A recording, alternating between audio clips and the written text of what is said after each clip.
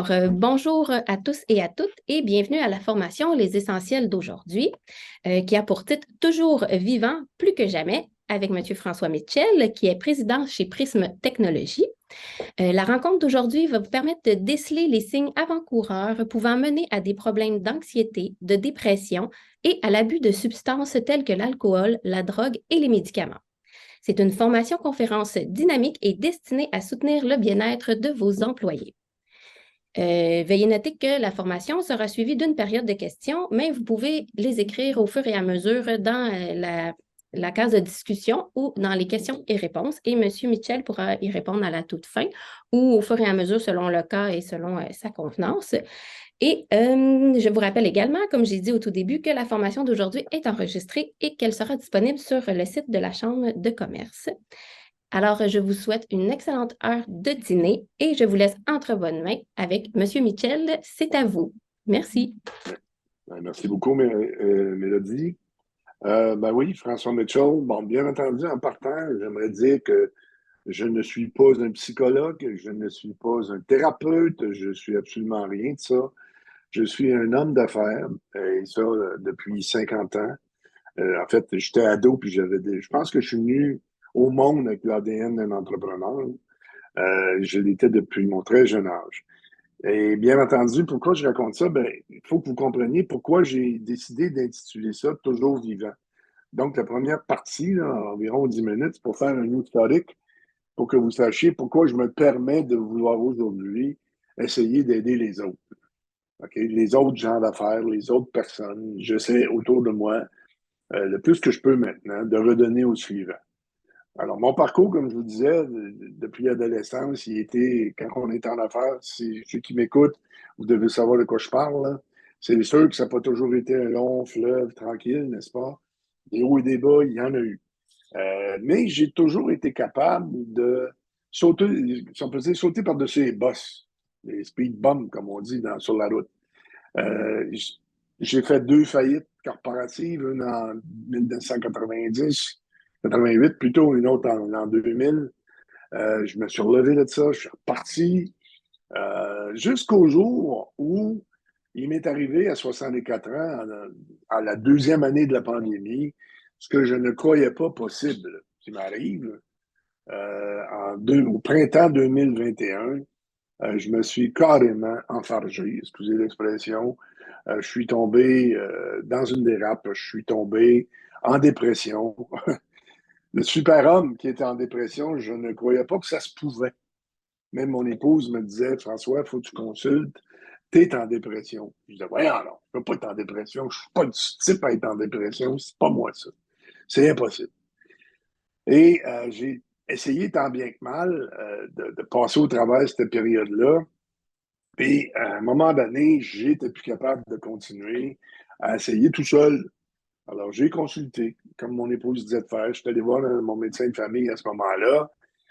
Puis, au bout d'une demi-heure de discussion avec lui, puis d'ailleurs, je me suis mis à pleurer comme un veau, comme on dit, un bon québécois, là, dans son bureau. Il m'a même poussé la boîte de Kleenex, là. Et il m'a dit, Monsieur Mitchell, vous êtes effectivement en dépression.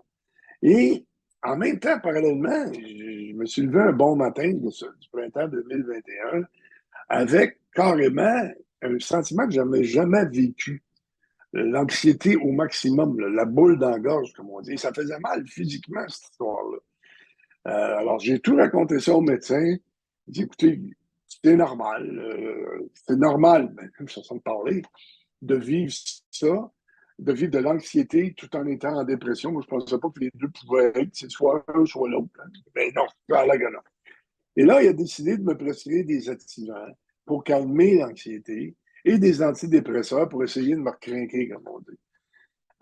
Les activants, écoutez, je prenais ça au besoin, là, mais pour moi, c'était la même chose que de manger un lifesaver. Là. Ça changeait absolument rien. OK? Et les antidépresseurs, ben, le premier qu'on a essayé, ben, tous les effets secondaires possibles qui faisaient partie de la panoplie des effets secondaires possibles, ben, je les ai eus au bout de 2 semaines. Donc, on a arrêté ce bout-là. L'activant ne marchait pas. Alors, un bon matin de juillet 2021, moi, j'ai trouvé mon médicament. Il restait de la grégousse dans le congélateur. Et je suis descendu un samedi matin à 10 heures et je me suis versé un bon 3 onces de Grey Goose dans un fond de verre bien froid qui sortait du congélo. Et j'ai calé ces 3 onces-là. Et ça a fait que je n'ai plus ressenti aucune boule instantanément. Au bout de 3 minutes, je n'étais plus malade. Alors, pas besoin de vous dire que je venais de trouver mon médicament. Tout ça pour dire que cette dérape-là a duré presque un an, jusqu'en mai 2022. Je buvais de la vodka du matin au soir, et le soir au souper, je prenais du vin. Je gelais carrément mes émotions, mon anxiété, ma, mon mal d'être était gelé par la prise de vodka. Bon, c'est pas obligé d'être ça. Ça peut, on le sait, ça peut être de la drogue, ça peut être des pilules, ça peut être n'importe quoi. Peu importe. Dans ce temps-là, on cherche une manière de geler la douleur. Alors, je l'ai gelé de cette façon-là, moi, pendant, comme je vous disais, presque un an. Jusqu'en mai 2022, vu que je fais jamais mal les choses, hein, je les fais jamais à moitié, moi. Le jour de la fête des mères, j'en ai pris toute une brosse. Toute une. Mes enfants étaient déjà au courant de ma dérape. Mon épouse, justement, avait perdu déjà 30 livres dans cette année-là. Elle ne savait plus à quel sein se vouer. Mes associés, dont ma sœur, parce que je suis à la tête d'une entreprise familiale à Laval, elle ne savait plus quoi faire avec moi non plus. Je m'endormais dans ma chaise au bureau. C'était pas beau à voir, là. C'était pas beau à voir. Et à un moment donné, vers le mois de mars, mon fils m'a invité à souper et il m'avait dit à ce moment-là, papa, ça ne peut plus continuer. Si tu veux, je peux même te payer le traitement, la thérapie à la maison Pélado et tout ça. Puis j'étais encore dans le déni. Je disais, ben non, ben non, ben non. Ouais, non, j'ai pas de problème, là. Si je veux arrêter, je vais arrêter comme ça. OK?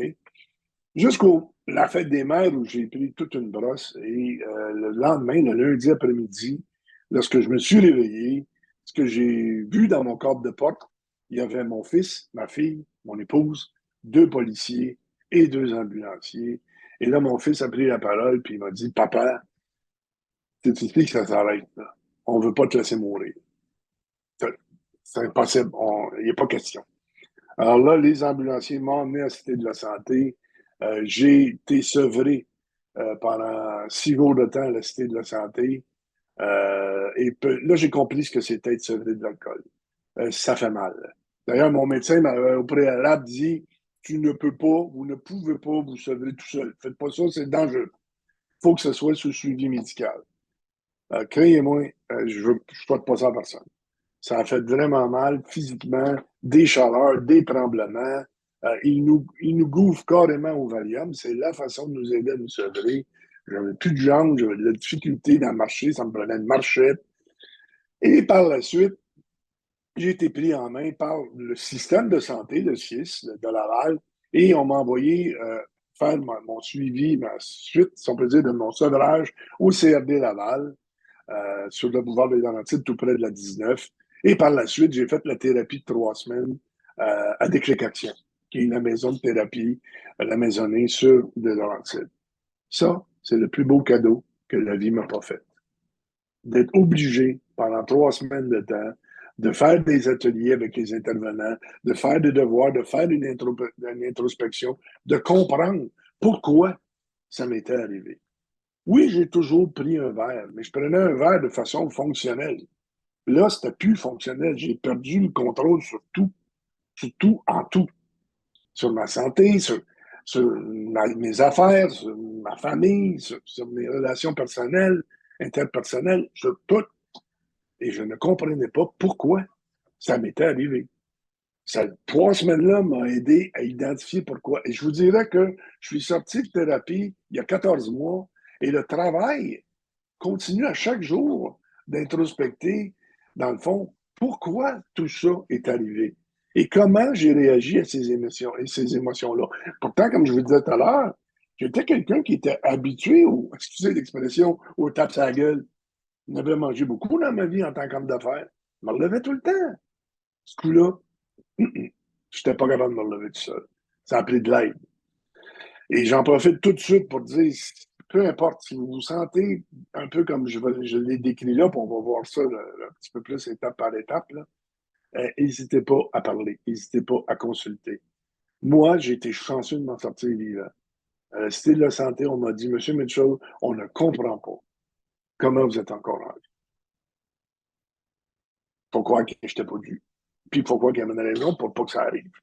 C'est là-bas que j'ai décidé que je le donnerais au suivant, que j'essayerais d'aider mes pairs, c'est-à-dire les gens d'affaires, à justement traverser des périodes aussi difficiles et être capable quand même de s'en sortir. Et aujourd'hui, j'ai 66 ans, puis je vous dirais que, bon, malgré un peu d'embonpoint, comme peut-être vous pouvez le constater, je me porte très bien.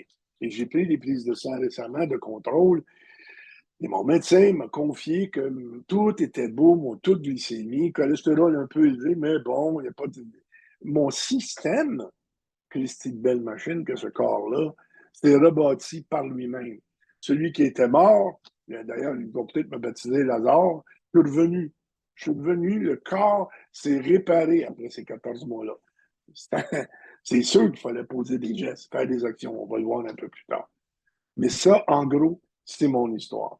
Fait que je trouvais important que vous sachiez, avant qu'on commence vraiment, que je saute dans le cœur de ma présentation. Et pourquoi toujours vivant? Ben, un peu à cause que ce que je vous ai raconté là, mais c'est aussi, paradoxalement, à un moment donné, durant cette période-là, juste avant de rentrer en thérapie, j'étais dans mon auto et moi, il y a toujours de la musique partout où je vais. Puis dans mon auto, c'était mon Bluetooth random. Puis à un moment donné, je suis tombé sur la chanson de Jerry Boulet, Toujours vivant. Et j'ai écouté pour la première fois les paroles de façon attentive de cette chanson-là. Puis je me suis dit, tabarouette, c'est moi ça. C'est ma vie, ça. Alors c'est pour ça qu'aujourd'hui, j'ai décidé de l'appeler Toujours vivant, cette conférence-là. Et plus jamais, parce que je me sens plus jamais vivant. Je n'ai jamais été aussi bien, même si je me ramène 20 ans en arrière, je n'étais pas aussi bien physiquement, mais surtout là-dedans, mentalement. OK? Alors, ça, c'était mon introduction.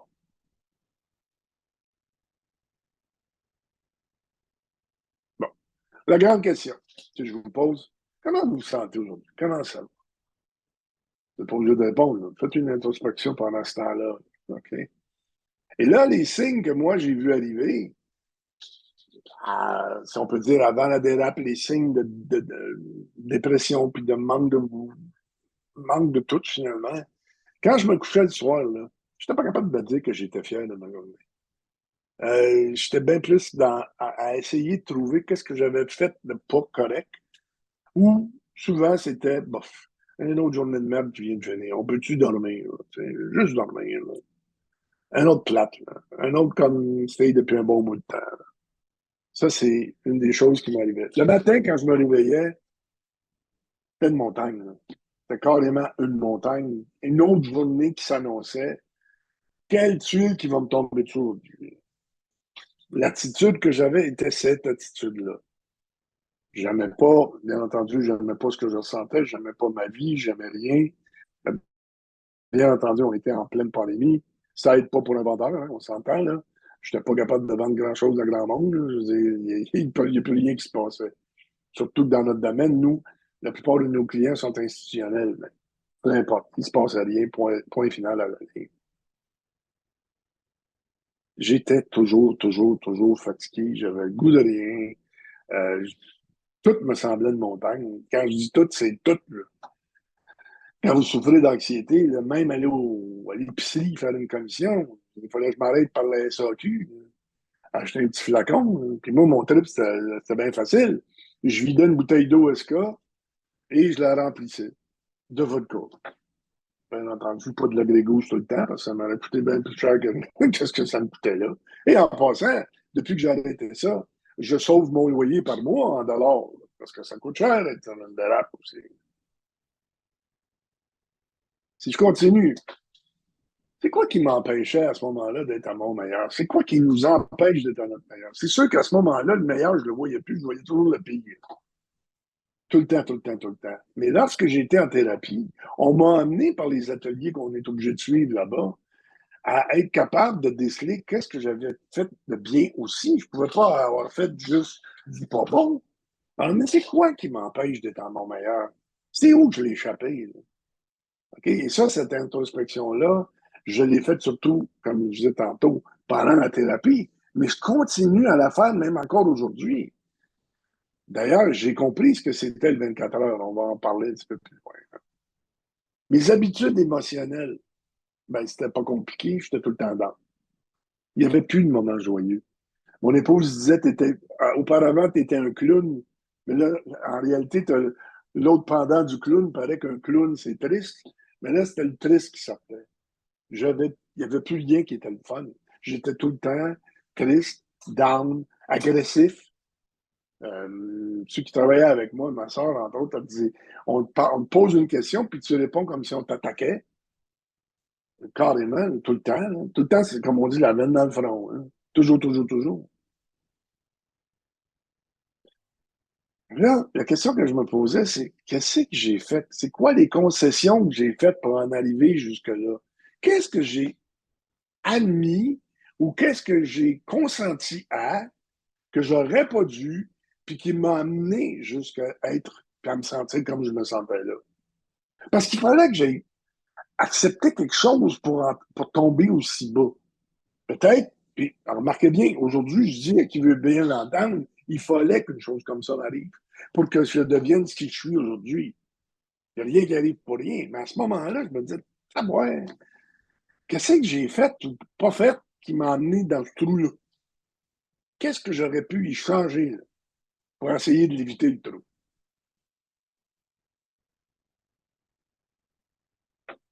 Puis là, bien entendu, la victimisation était là. OK? Qu'est-ce qui m'empêche de vraiment avoir la vie que je mérite? Je dis là, à ce moment-là, le fameux pourquoi la vie me fait ça, pourquoi c'est tout le temps moi qui est frappé, il y avait juste moi qui recevais tous les coups de la terre, toutes les tuiles me tombaient sur la tête à moi.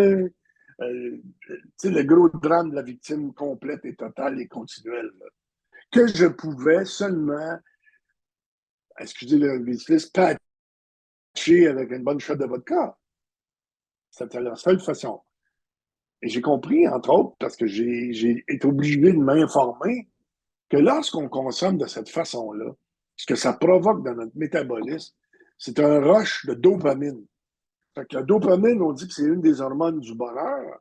C'est une des hormones qui nous permet de, si on peut dire, d'avancer avec un petit peu plus d'optimisme. Mais vu que j'étais tout le temps dans, puis ça donne un rush de dopamine, ben, je veux dire, je me sentais un peu mieux. Mais c'est tellement éphémère parce que c'est pas naturel que ça retombait aussi vite. Fait que c'est pour ça que ça prenait un autre shot pour être capable de me mettre au niveau. C'était ça, la dérape. Dans tout ça, je veux dire, j'ai été obligé dans les ateliers là-bas, puis ça, c'est un des ateliers qu'on a fait pour essayer de comprendre c'est quoi l'anxiété versus le stress carrément. Parce que ça ne veut pas dire que le stress, en passant, est complètement négatif, hein, loin de là. Mais être anxieux, c'est différent. Être de nature anxieuse ou vivre une période d'anxiété, c'est pas nécessairement être stressé. Et si on regarde les différences, j'ai trouvé ça intéressant de les regarder ensemble. Anxieux, l'anxieuse ou l'anxieux a tendance à créer son stress par nous-mêmes. Et là, à ce moment-là, vu que je n'avais pas le contrôle sur mes émotions, c'est sûr que je m'en créais par moi-même du stress. Je m'inventais toutes sortes de chimères, toutes sortes de problèmes qui, dans le fond, n'existaient pas ou existaient, mais qui étaient beaucoup moins graves que ce qui était. Et le fait de l'amplifier dans ma tête, la fameuse boîte à peau, ben, j'amplifiais mon état d'anxiété. Alors, c'était vraiment l'œuf et la poule et l'œuf. La tête m'envoyait des pensées négatives que j'amplifiais, puis là, ça créait une angoisse. Fait que là, j'ai tout fait que là, je prenais la vodka. Tout simple que ça. Redouter des événements avant même qu'il y ait un signe que ça pourrait être négatif. Combien de fois ça nous arrive, ça? Combien de fois ça m'est arrivé, ça? C'est une autre chose qui faisait en sorte, ou c'est une autre des conséquences de l'anxiété. Il y a des symptômes physiques dans tout ça, là, qui sont présents, des réactions normales dans la mesure où nous sommes capables de les gérer. Mais quand on n'est pas capable de les gérer, ben là, ça dépend des gens. Des fois, c'est l'estomac, des fois, c'est des palpitations, des fois, c'est des maux de tête, des migraines, des douleurs partout dans le corps. On n'est pas conscient jusqu'à quel point notre tête, nos pensées, notre cerveau peut gérer la façon d'être de notre corps. On a souvent entendu, tout le monde a pas mal, j'imagine, entendu l'expression qui dit je peux me provoquer un cancer par mes pensées. Ben moi, je peux vous dire que je sais comment ça marche. Maintenant, là, après avoir passé à travers tout ça, là, je sais que quand je suis capable de gérer ce qui se passe là-dedans, je suis capable d'influencer comment je me sens là-dedans. Mais c'est un apprentissage. Ça ne se fait pas une journée, là. L'anxiété s'accompagne de sentiments intenses qu'on appelle pensées anxieuses, des obsessions, des doutes, des craintes, des inquiétudes. C'est l'enfer. C'est l'enfer. Fait qu'à chacune de ces pensées-là, c'est une gorgée de vodka ou une gorgée de vin. C'était ça que c'était, là. Pour d'autres, c'est des médicaments. Pour d'autres, c'est du crack. Pour d'autres, c'est de la coke. Name it. Pour d'autres, c'est le jeu. Pour d'autres, c'est l'outre-manger. Il n'y en a pas, il y en a pas, il y a pas de dépendance plus importante que l'autre. La dépendance provient du fait que j'ai une émotion que je ne suis pas capable de gérer, fait que je la patch. Exagération des situations dans notre tête, ça on en a déjà parlé. Bon, le stress, réaction reliée aux événements de la vie. Tu sais, je sais pas, mais comme je dis souvent, si je me promène sur le trottoir et qu'en face de moi, il y a un chien pas de laisse, avec les dents sorties puis qui me grogne après, ça se pourrait que j'ai peur puis que je sois stressé. Et ça, c'est normal. C'est circonstanciel. C'est pas dans ma tête, c'est réel. C'est normal. Être stressé avant un événement important, être stressé, avoir le trac, c'est juste bon. Ça prouve qu'on est dans la vie. C'est pas grave, ça. C'est quand je peux pas gérer mon stress que là, ça devient. Puis que je suis stressé continuellement, ben là, je poigne de l'autre bord. Essentiel parce que ça donne l'énergie, comme je disais tantôt. L'adrénaline qu'on a avant un spectacle, avant de monter sur le stage, avant de faire une compétition, c'est bon. Ça permet à mon corps de booster mon taux de dopamine, puis de sérotonine, puis j'ai besoin de ça pour être capable de performer. Alors, quand ça s'implique dans un sentiment d'avoir peur, de perdre le contrôle, puis l'impression que nos valeurs personnelles est menacée, ben là, l'imprévisibilité ou la nouveauté prennent le bord. Et là, je dis, je suis plus capable de gérer rien. Fait que je bascule, ma tête bascule, mes émotions basculent. Et c'est là que, malheureusement, trop souvent, on fait appel à des substances ou à une tendance pour être capable de soigner ça. Alors, c'est bien beau là, de décrire les problèmes, là, mais comment on fait pour changer? Ben, la première étape, il faut faire, c'est sûr, avant même quoi que ce soit, c'est d'arrêter d'être dans le déni. OK, quand on m'a dit tu t'en vas citer de la santé, là, ben là, c'est là que ça s'adressait. Mais moi, là, la veille même de cet événement-là, je ne l'ai pas dit tantôt. Mais ça faisait des mois. Là, je n'ai pas peur de le dire, moi, de mon côté, je suis croyant. Là, je ne suis pas religieux, mais je suis croyant. Et ça faisait des mois que le soir, je me couchais triste, en pleurant bien souvent, et que je demandais à la vie, à Dieu, appelez-le comme vous voulez, ça, je m'en fous. Aide-moi, aide-moi, j'ai mal, aide-moi. Et la veille que je suis rentré à l'hôpital, j'ai prié de façon un peu différente. Là, j'excuse pour les oreilles sensibles. Là. J'ai regardé en haut, j'ai dit tabarnak, aide-moi. Et c'était le lendemain que quand j'ai ouvert les yeux, les ambulanciers, les policiers, mes enfants, mon épouse étaient dans le cadre. Alors, il faut faire attention de la manière qu'on demande parce que des fois, c'est pas tout à fait comment on pense recevoir l'aide qu'on la reçoit. Mais c'est ça que ça me prenait. Alors, j'avais établi dans ma tête que je ne pouvais plus être dans le déni. Là. J'étais dans la merde. Là. Que je ne pouvais plus dire que j'étais capable de m'en sortir tout seul. J'avais besoin d'aide, puis je l'ai crié que j'avais besoin d'aide. Haut et fort. Vous avez pu remarquer que j'ai une assez bon coffre, une assez bonne voix. Donc, j'étais décidé à changer. J'étais décidé à arrêter de boire pour patcher mes émotions, de changer mon mode de vie. Je voulais de l'aide. Je voulais me sortir de là. La première étape au changement, c'est de décider. Je veux faire de quoi. Être assez écœuré pour dire, gars, je fais quelque chose. Je bouge. Je reste plus statu quo. La deuxième étape, se commettre à entreprendre les actions nécessaires au changement que je veux amorcer. Dans mon cas, me commettre, c'était d'accepter. J'aurais pu dire non aux ambulanciers. Il n'y avait pas un droit sur moi. Là. Je suis un adulte. Il fallait que je lui dise, OK, on y va. C'est là que ça a commencé, le changement. Vraiment. Parce que là, j'étais tanné, puis j'ai dit, OK, j'y vais. Puis tant qu'à y aller, j'ai toujours été comme ça, excessif, mais j'étais dans l'excès de l'autre bord aussi, dans le sens que tant qu'à y aller, moi, y aller jusqu'au bout. Ça passe ou ça casse. Merci mon Dieu, ça a passé. Et une fois qu'on est dans ce processus-là, c'est bien beau de dire, j'entreprends les actions pour changer, mais il faut que je voie un petit peu plus loin. Ça, c'est toujours une force que j'ai eue quand même. Et quelque part, ça se travaille, tu sais, d'arrêter de, moi, je pourrais dire, de toujours juste voir le mur qui est là. Il y a quelque chose au bord du mur, là. Alors ça, j'ai été capable de visualiser. Puis en affaires, bon, quand on est en affaires, il faut être un petit peu visionnaire, hein, pour être capable de prendre des décisions qui nous amènent vers ce qu'on veut accomplir. Bon, à ce moment-là, la visualisation nous aide à garder comment je peux dire, la traque, nous aide à garder la motivation, nous aide même dans les épreuves à se relever et dire, OK, j'ai ma vision, je la vois accomplie, mais il faut que je continue à chaque jour de faire les choses qui vont m'amener vers la réalisation de ce que je veux atteindre. Maintenant, des petits trucs pour avancer le changement. Je vais juste regarder là pour être sûr que je suis dans les temps, prendre une petite gorgée. C'est de l'eau, ben. Je suis tellement content, etc. Nourrir son intellect. Alors, c'est quoi mon 24 heures? Qu'est-ce qui est devenu mon 24 heures? D'ailleurs, en thérapie, chaque matin, il fallait être debout à 7h moins quart. Pas le choix. 7h moins quart, l'intervenant de nuit cognait à la porte, pour le petit lève. Au bout de la deuxième journée, il ne me réveillera pas. Je mettais mon alarme à 6h30. À 7 moins quart, j'étais dans la douche. À 7h15, on était dans la cafétéria, puis à 9h, c'était le premier d'atelier, puis là, j'arrivais ça jusqu'au soir. Avec des devoirs entre ça. Pendant les pauses, je retournais dans ma chambre, je faisais mes devoirs. Je me reconnaissais même plus. J'étais capable d'avoir une discipline pour moi-même.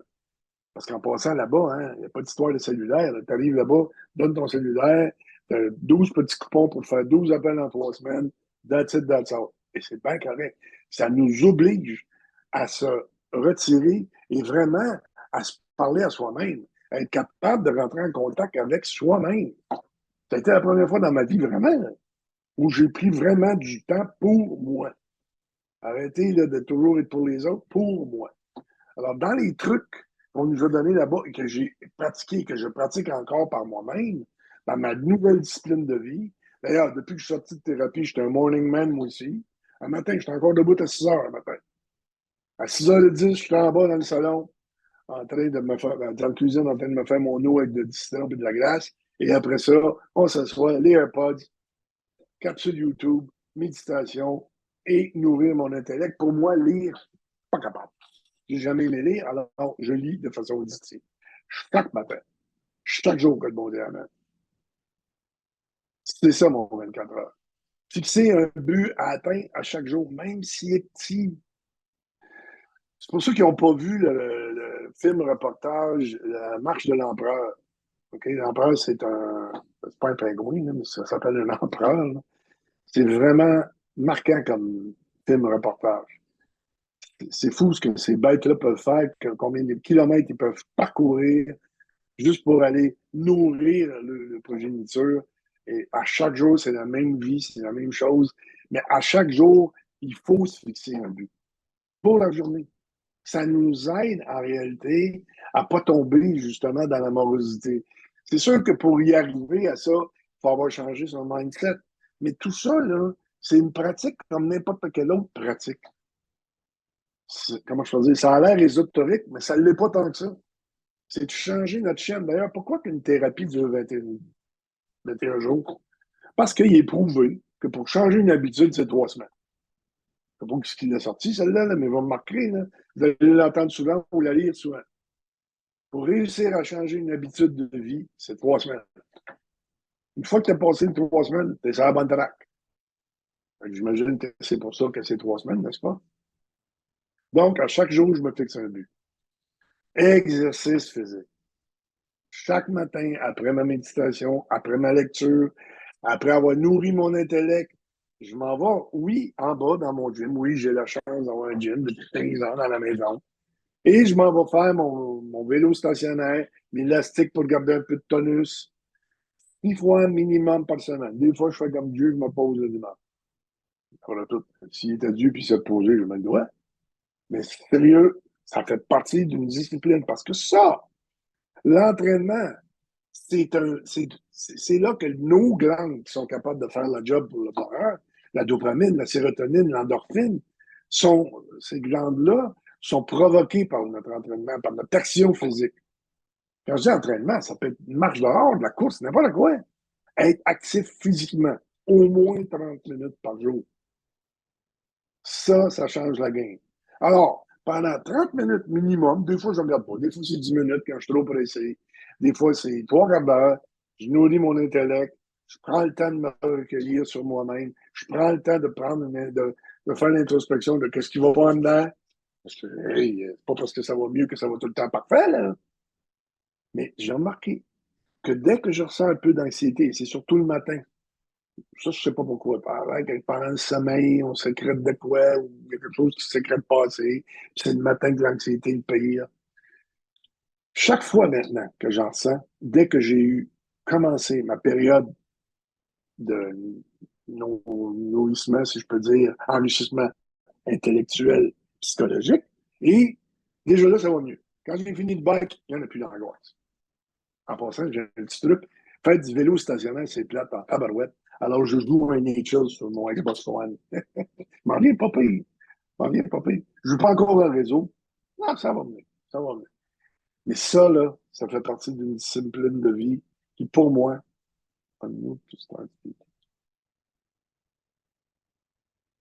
euh, est-ce qu'on m'entend depuis tantôt, moi, là? Oui, oui, on vous entend bien, Monsieur Mitchell. Parce que j'ai vu un Parce que message, unmute to j'ai start vu un speaking, message, c'est pour ça. unmute to start speaking, c'est pour ça. Là. Ah non, c'est juste parce qu'on a mis vous en évidence dans la caméra pour que les gens vous voient, pour être certain que tout est beau. Mais sinon, on vous entend très bien. Là. Nous, on est connectés à plusieurs endroits différents, puis on a tout capté. Bon, OK. Bon, OK, Merci. merci. Mais là, Mais j'ai là, des j'ai échos. des coups. Ah, Ah, je je sais, sais, je je viens de viens de comprendre. comprendre. OK. On avait plus d'échos. Parfait. Et là, moi, ça, c'est peut-être pas la 5e étape, c'est peut-être pas le 5e truc qui est peut-être pas euh, obligatoire. Moi, ça me fait du bien. Me donner un exemple à suivre. Dans ma tête, moi, je me dis, je peux pas être parfait. Tu sais. Il y en a d'autres mondes qui ont passé au travers, qui ont passé à travers des choses difficiles dans leur vie. Et sur YouTube, justement, qui est mon endroit de prédilection, le matin, je vais écouter des gens qui me font du bien. Moi, je dis, j'en ai plusieurs, là, dépendamment de comment je me sens le matin. Là. Mais Tony Robbins, c'est un de mes meilleurs. Ce gars-là n'a pas eu une vie facile, il n'a pas eu une enfance facile, mais ce qu'il a accompli aujourd'hui, c'est incroyable.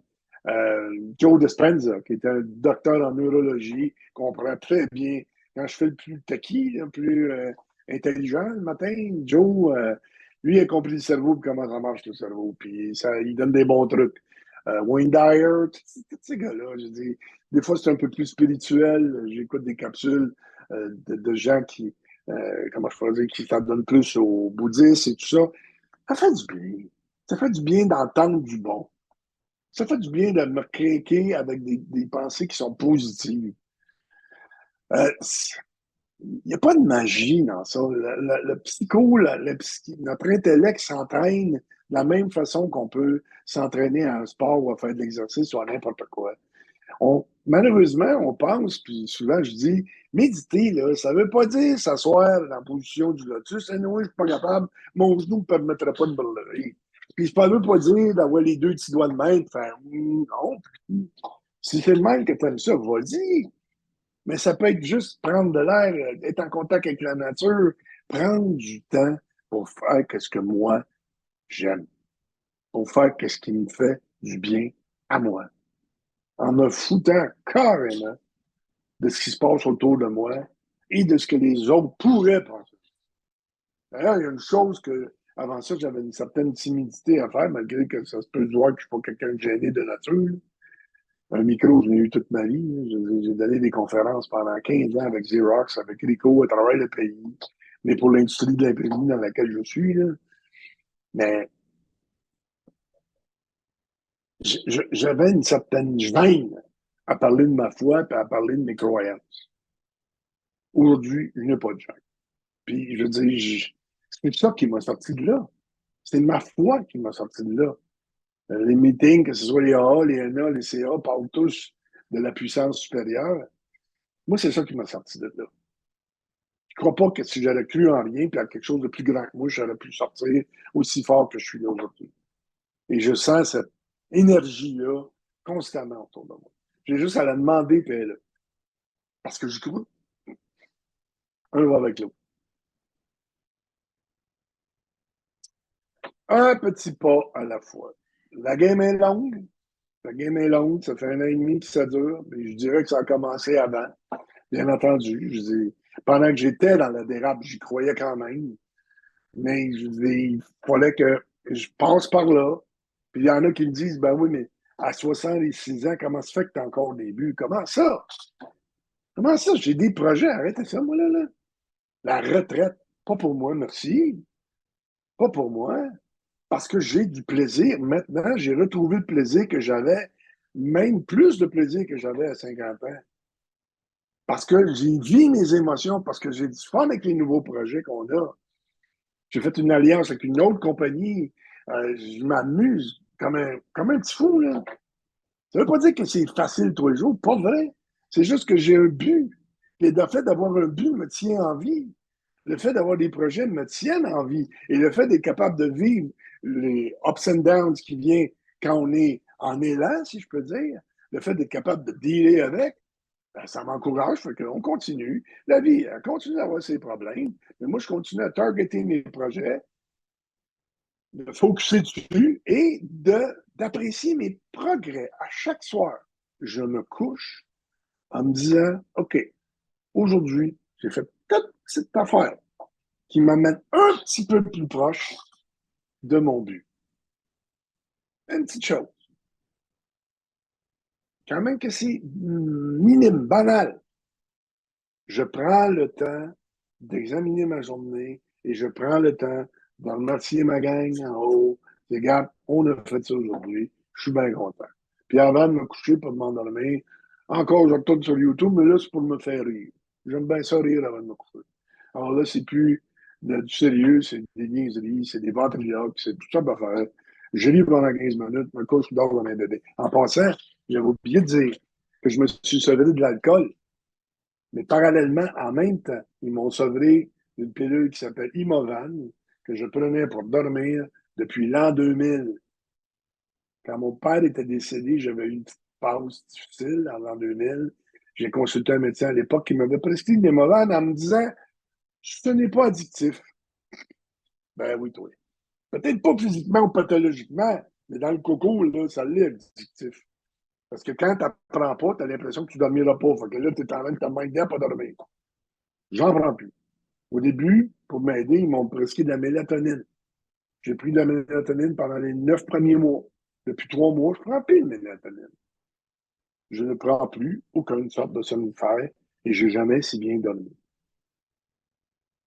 Ça marche, ça se fait. Pas facile, mais ça se fait. Pour terminer, les 5 lois du bonheur et de la réussite. Ça vient, si vous ne l'avez jamais écouté, c'est 45 minutes, il faut se donner le temps. Là. C'est vieux, c'est pas d'hier. Là. Le plus grand miracle du monde, un livre qui a écrit Og Mandino, mais qui est narratif aussi. Moi, comme je le disais tantôt, j'aime pas lire. Fait que moi, je l'ai écouté. Là, il y a plusieurs narrateurs. Là. Je ne sais pas lequel j'ai c'est le dernier que j'ai écouté. Je me rappelle que la dernière fois que je l'ai écouté, j'étais à l'hôpital, l'avant-dernier jour de sortie de l'hôpital. Et ce soir-là, là, j'ai passé 3 heures juste écouter des capsules. Le pire du sevrage était passé, il n'y avait plus de tremblement. J'étais capable de manger ma soupe parce qu'avant, il n'était pas capable de mettre la cuillère dans ma bouche, tellement je tremblais. Ça, là, ça vaut la peine. Ça vaut la peine d'être écouté, de comprendre comment la vie, comment le corps est bien fait, comment c'est une machine incroyable qu'on a là, puis que trop souvent, on la magane. Moi, le premier, je l'ai magané solide. Aujourd'hui, j'en prends plus soin. C'est sûr, comme on dit, un petit 20-30 livres de moins, ça serait pas de refus, mais tu peux pas tout faire en même temps. Là, c'est sûr que pendant 2 ans, je mangeais plus quasiment. Excusez, là, c'est dégueulasse, mais chaque matin, j'étais obligé de vomir parce que l'alcool s'est introduit sur tous mes organes. Alors, je mangeais pas. Là, mettons que mon corps ça revanche. Là, c'est pas, j'ai tout le temps faim. Surtout que je m'entraîne le matin. Je ne fais pas. Alors, les premières lois, compte tes bénédictions. Au lieu de compter tes malédictions, au lieu de chaque soir dire mon journée de marde encore, pendant la relève, si on peut dire, j'ai commencé à compter les bonnes choses qui arrivent dans ma vie. Chaque soir, je le fais. Et je remercie la vie pour ça. Et je me remercie par moi aussi, par le fait même, parce que pour que ça arrive, j'ai passé à l'acte. Proclame ta rareté. Ça veut dire quoi, ça? Ça veut dire là, que chacun de nous autres, on est un, on est unique. OK? Puis, se faire confiance, c'est se faire confiance à la vie en même temps. Parce qu'on a reçu la vie. Si je me fais confiance, si je me fais pas confiance, c'est comme si je disais à la vie, ou Dieu, regarde, t'as manqué ta shot. Là. Avec moi, tu l'as pas eu. Là. C'est ce qu'on appelle pantalon. Mais si je prends le temps de m'arrêter sur ce que j'ai de bon et que je prends du temps pour apprécier ce que je suis, apprécier qui je suis et apprécier qui je deviens à chaque jour, ben, en même temps, j'apprécie ce que la vie me donne. Ça va ensemble, ça. 20 kilomètres de plus, c'est vieux, ça. C'est biblique aussi. Ben oui. Mais moi, là, avant ça, là, pendant la dérape, là, j'étais le maître de la procrastination. C'était tout le temps pour demain. Ah, je fais ça demain. Ah, je fais ça demain. Pourquoi, dans le fond, pourquoi je faisais ça? Pourquoi je faisais pas les choses tout de suite? Parce que j'avais plus le goût de rien faire. Mais oui. Alors, je repoussais tout au lendemain. Aujourd'hui, tu me demandes telle affaire, ben, Christy, même si moi, je me demande telle affaire, je dis, OK, aujourd'hui, je vais accomplir ça. Une fois que je l'ai accompli, ah oui, non, c'est une shot de plus. Je vais être encore plus content. La petite shot de plus. Pensez aux marathoniens, quand ils arrivent à la fin de la course, là, ils voient le cordon, là, pour ceux qui ont déjà fait du marathon, moi, je l'ai jamais fait, là. Mais ils voient le cordon arriver. Là. Pour arriver jusqu'au bout, là, il faut que tu te donnes le petit coup de plus là, pour arriver à traverser la ligne. Malheureusement, trop souvent, on arrête de courir avant même que le fil arrive. Puis on était à ça de réussir. Alors, un petit kilomètre de plus, là, il peut faire la différence. Ça a l'air drôle, hein? Mais c'est vrai. C'est un choix d'être heureux. À chaque jour, je choisis d'être heureux. Ça ne veut pas dire qu'il n'arrivera pas des embrouilles ou des embûches. C'est sûr, ça fait partie de la game, ça. Ça fait partie de la vie, ça. Mais si moi, je choisis que ces embrouilles-là, ces emmerdes-là m'enlèveront pas mon bonheur, peu importe, quand même, tu pètes une crise dans ma face, je vais te regarder et je vais dire, regarde, ton problème. C'est ton problème. J'envoie ça route, là, la rage au volant, on le sait. Il n'y en a plus de tolérance. Il n'y a plus personne qui tolère rien. Les gens pognent des intolérants. Regarde. C'est ton problème. C'est toi qui vis avec tes problèmes. C'est toi qui vis avec l'émotion de merde que tu viens de provoquer en te choquant pour rien. Moi, j'ai décidé d'être.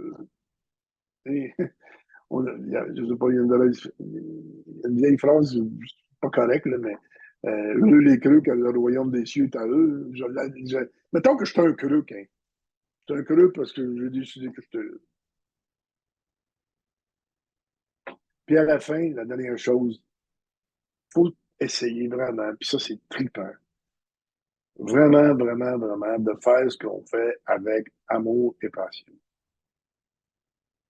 J'ai toujours été un passionné, j'ai toujours été un excessif. C'est sûr, même dans la prise d'alcool, c'est certain, un excessif, c'est un excessif, mais sans passion, sans amour pour ce qu'on fait, c'est bien dur de bien faire ce qu'on a à faire. Parce qu'on fait quelque chose par obligation. Puis l'obligation, là, ça a vraiment été la clé du succès. Là. C'est quand je suis passionné pour ce que je fais, je peux pas faire autrement que performer dans ce que je fais. parce que j'aime ce que je fais. Alors, pour terminer, j'ai pas aucun problème à mentionner là où j'étais. Déclic Action. Bien entendu, si vous avez des problèmes, la première étape, c'est de faire le 8 à 1. Il y a des gens là pour vous écouter ceux qui ont des problèmes de dépendance. Mais si vous appelez à ce numéro-là, on va vous écouter aussi, on va vous diriger, on va vous enligner. Euh, Moi, j'ai que du bon à dire. C'est une entité qui est là à Laval depuis longtemps. C'est une bonne gang. J'y retourne à chaque jeudi soir que je peux. On appelle ça la post-thérapie. Puis je rencontre du monde le fun qui viennent de sortir de thérapie. On partage entre nous autres. J'essaie d'amener mon petit grain de sel pour aider ceux qui viennent de sortir, mais c'est vraiment un endroit assez spécial. Et la dernière, tu es entrepreneur ou administrateur, puis tu as besoin d'aide pour y voir plus clair. Regarde, moi, je me considère pas rien. Je ne suis pas un coach, je ne suis pas un mentor, je ne peux rien de ça. Je suis juste quelqu'un qui a passé 50 ans de sa vie en affaires, qui a vécu ce que c'était les hauts et les bas, et qui a vécu ce que c'était la dérape en alcool, à cause d'alcool, la dépression, l'anxiété, name it. Si tu as besoin d'aide, un coup de fil, ça ne me dérange pas partout. Puis je fais pas ça pour l'argent. Alors là-dessus, c'est pas mal. J'ai fait le tour. Et je crois être dans les temps, n'est-ce pas? Oui, tout à fait. Merci beaucoup, Monsieur Mitchell. Une présentation très appréciée. Merci du partage de votre expérience, de votre expertise face à des situations qui sont pas difficiles par vous aussi. Puis ça ne doit pas être évident non plus de le réaliser soi-même, puis d'aller chercher l'aide qu'il faut, mais de voir que c'est possible grâce à votre témoignage, c'est merveilleux.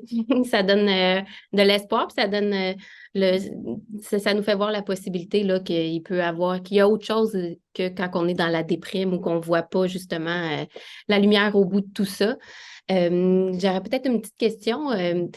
On a parlé beaucoup aussi de votre expérience, de comment vous avez réussi à vous en sortir dans tout ça, mais si, par exemple, ce serait quoi votre conseil là, à titre là, personnel là, selon vous, là, si on est dans un milieu de travail et on se rend compte que quelqu'un a des problèmes ou qu'on croit, ce serait quoi la première étape à faire? Qu'est-ce que, selon vous, selon votre expérience, qui pourrait aider cette personne-là, là, en tant que collègue et non quelqu'un de sa famille ou quelqu'un qui est plus distant vis-à-vis de cette personne-là? Mhm. C'est sûr que c'est délicat, OK, dans le sens que on vient tantôt, ce que je disais tantôt, c'est que les premiers temps, ça dépend à quelle phase que cette personne-là est rendue. C'est encore dans la période du début là, où on est dans le déni, pas grand-chose qu'on peut faire à part d'être présent, à part d'être à l'écoute, puis de démontrer peut-être envers ces gens-là un peu plus d'empathie qu'en temps Mm. normal, si je peux dire. Faire sentir notre présence à cette personne-là. Par OK. contre, si on sent, si la personne est rendue à une autre étape où elle aimerait avoir de l'aide, je pense que d'avoir une approche sensible avec cet individu-là, puis de dire, regarde, ben, écoute, j'ai peut le goût de parler, je suis là pour t'écouter, et amener, comme je disais tantôt, les gens à consulter si on est capable, dépendamment, encore une fois, dans quelle phase que la personne se trouve. Mais c'est dans le début, c'est dans le déni. Ouais, j'imagine qu'il n'y a pas grand-chose à faire à ce moment-là, à part peut-être essayer de lui glisser un petit message, je ne sais pas, un numéro de téléphone ou, puis espérer Ouais, porter ouais, fruit éventuellement, j'imagine. exactement. Planter une petite graine en Oui. espérant que ça pousse. C'est ça, parce que j'imagine que peut-être qu'il y a des gens alentour de vous qui ont peut-être tenté de vous en parler, puis dans un moment où vous n'étiez pas réceptif à tout ça, vous avez été un peu plutôt réfractaire. Est-ce qu'il y aurait un comportement que vous vous souvenez que ça, il faut vraiment, vraiment pas agir comme ça parce que ça fait juste peut-être repousser la personne à ce moment-là ou il y a... Ben, une chose qui est sûre, c'est qu'il faut surtout pas nous confronter. Mes proches ont essayé ça, mes associés aussi, là. Quand j'étais, encore une fois, je reviens à ça, quand j'étais dans la période où je disais, je connais, je connais. Même mon fils a été très politique ce soir-là. Ça n'a pas marché non plus. Là. Quand il m'avait invité à souper, il m'avait proposé la maison Pélado, j'étais pas prêt. En réalité, je pense que envers ces gens-là, notre, notre meilleure façon de faire ou notre meilleure façon d'être, c'est d'être carrément empathique puis dégager le plus possible de l'amour et de la compréhension pour la personne. Malheureusement, les gens, quand ont des problèmes, on est très souvent jugés par les autres. Hein. Très souvent. Hein? Ah, ben, qu'à se prendre dans la main, pourquoi tu vois de même, pourquoi tu rime de même, pourquoi tu dis, on est fort là-dessus. Ouais. Ces gens-là n'ont vraiment pas besoin de ça à ce moment-là. Ben, pas du tout. Non. Non, parce que des fois, j'imagine que ça doit être peut-être que la personne face à cette autre personne-là, peut-être même elle est dans le besoin d'une situation des fois, puis c'est ça qui. Ouais, c'est sûr que ça ne doit pas être évident, non. Mais je sais que ça a l'air cliché ce que je veux dire là, mais l'amour, c'est la réponse à tout. Quand je dégage, quand, quand je m'efforce pour dégager une énergie positive autour de moi, les autres, les gens que je côtoie n'ont pas le choix de ne pas le ressentir. Et ça, je m'en rends compte de plus en plus. Ouais. Je m'en rends compte de plus en plus. Aussi banal que de faire un sourire à quelqu'un que tu connais pas. Ouais. Bien souvent, les gens, moi, je m'amuse. Je vais au Costco puis je fais du sourire. Je fais du sourire au monde. Il faut qu'ils me prennent pour un cadre. La Ben, plupart, mais je trouve pas, moi, je suis tout à fait d'accord avec vous sur ça, dans le sens que, tu sais, on ne sait pas ce que les gens vivent dans leur quotidien, puis, tu sais, des fois, un sourire, ça peut tout changer dans leur journée, là.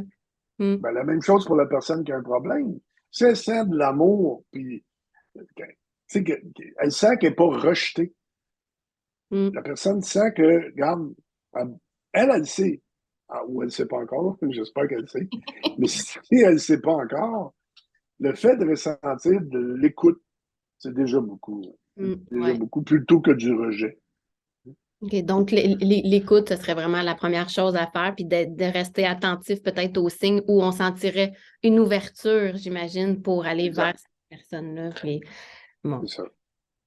Ben, parfait. Merci beaucoup, Monsieur Michel. Est-ce que vous aimeriez dire un petit mot de la fin, quelque chose, là, peut-être pour terminer, je sais pas si vous avez un petit mot de la fin à dire là, aux gens qui nous écoutent aujourd'hui. Puis sinon, ensuite, là, comme j'ai dit plus tôt, la conférence d'aujourd'hui là, va être disponible là, sur le site de la Chambre en rediffusion. Les gens vont pouvoir aller réécouter votre histoire, vos conseils et puis de la manière que vous présentez les choses. Donc, je vous laisse le mot de la fin et je remercie tous les téléspectateurs qui étaient présents aujourd'hui. Merci de votre présence. Le mot de la fin à vous, M. Mitchell.